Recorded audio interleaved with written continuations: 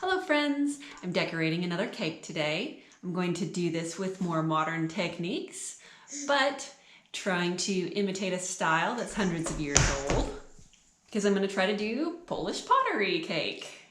It is my birthday this week, and Polish is part of my family heritage.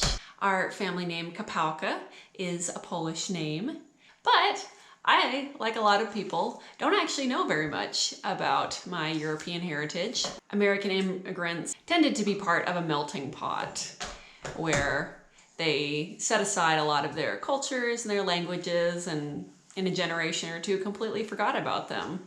And in some ways that's really sad. And I wish that my ancestors had held on or passed on some of their culture and history. But we'll have fun trying out this little piece of culture today. Polish pottery tends to be blue and white, so that's what I'll be doing today.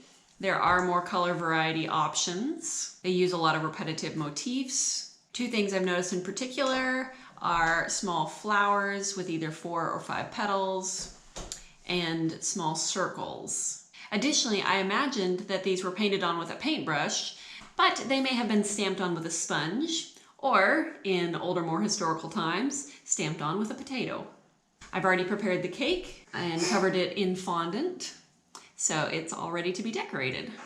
So I am going to be using airbrush food coloring, which again is an edible food coloring, but it's very watery rather than thick like the gel food coloring that I usually use.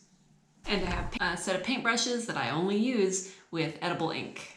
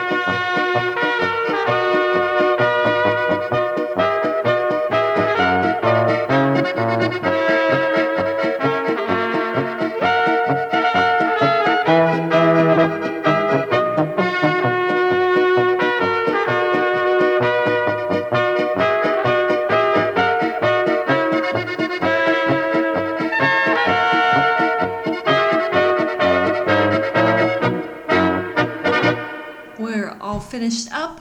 So on the bottom layer, we used a subtractive method to fill in that negative space, which I wouldn't do again or recommend, but that was one way of doing it.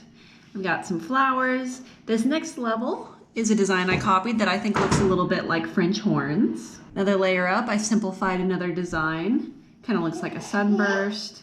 Then on the top of the cake, we have the peacock pattern that I was sort of excited about. So these are supposed to look like the feathers of a peacock with the eye at the end of the tail. And then just a couple more flowers in the middle. Overall, this was a pretty quick cake. Painting is a slower process than icing, but only using one color and having it be very repetitive made it pretty easy. Thanks for watching. See you next time.